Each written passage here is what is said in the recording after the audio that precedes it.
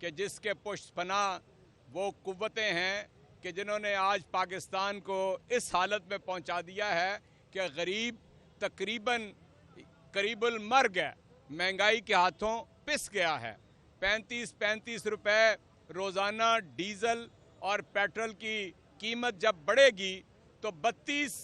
ہماری عمومی زندگی کی باتیں ہیں جس کے اوپر براہ راست اس کا اثر پڑے گا۔ ایک طرف تو ملک کے معاشی حالت کا اور مہنگائی کا یہ عالم ہے، اور دوسری طرف اس فسطائی حکومت کے ہتھ کنڈے یہ ہیں کہ انہوں نے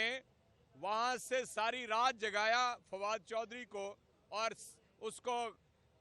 گاڑی میں سوار کیا اور کہا کہ گھر جانا ہے لاہور تاکہ اس کے گھر کی تلاشی لی جائے،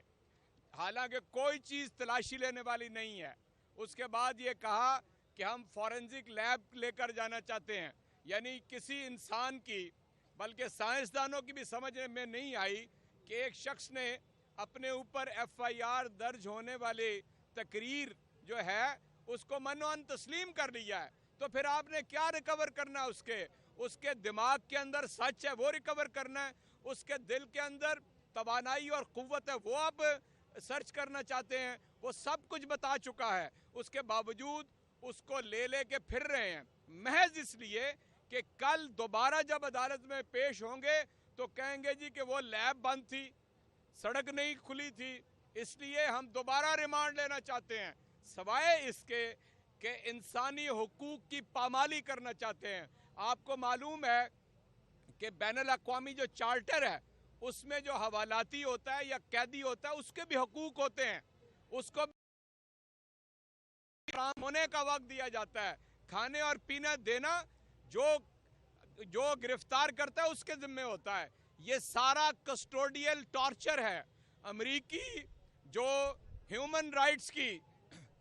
یعنی کمیٹی ہے وہ اس کو براہ راست دیکھ رہی ہے، یورپین یونین اسے براہ راست دیکھ رہی ہے کہ پاکستان کے اندر ایک وائبرنٹ پولیٹیکل ورکر، ایک وائبرنٹ پولیٹیشین کہ جو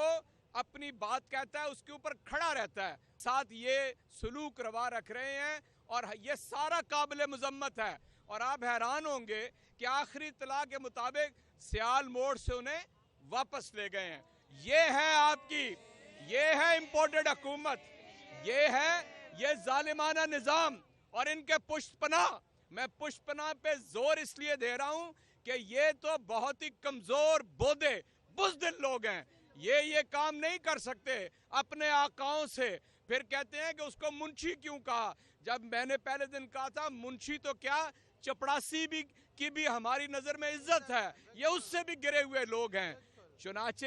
میں آج یہاں پر میڈیا سے یہی کہنا چاہتا ہوں کہ آپ کا بہت شکریہ، آپ پہلی کال کے اوپر آ جاتے ہیں اور آپ کی وجہ سے ہم قوم کے سامنے حقیقی صورتحال لے آتے ہیں۔ یہ آخری اس وقت کی تازہ ترین بات میں نے آپ کو بتا دی ہے اور شدید ترین الفاظ میں ہم مذمت کرتے ہیں یہ جو کسٹوڈیل ٹارچر کیا جا رہا ہے، یہ جو ایک عام حوالاتی کو اس طرح ذلیل و خوار کر کے اس کی بدن کو یعنی تکلیف پہنچا کر اس کے ذہن کے اوپر ایسا دباؤ ڈال کر اس سے نہ جانے کیا اگلوانا چاہتے ہیں، ہم اس ساری بات کی مذمت کرتے ہیں۔ اور جس سے میں نے آغاز کیا تھا، اس 22 کروڑ لوگوں کو جو حالات درپیش ہیں وہ نان شبینہ کو ترس گئے ہیں۔ آج آٹے کی قیمت، آج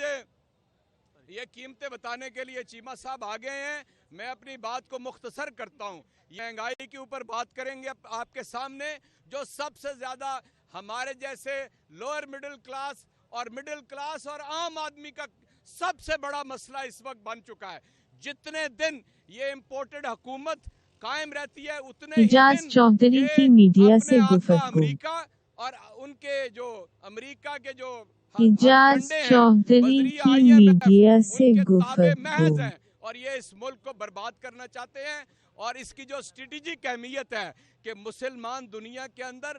واحد ایٹمی قوت ہے جس کو یہ گھٹنوں کے اوپر لے کے آئے ہیں، ہم ان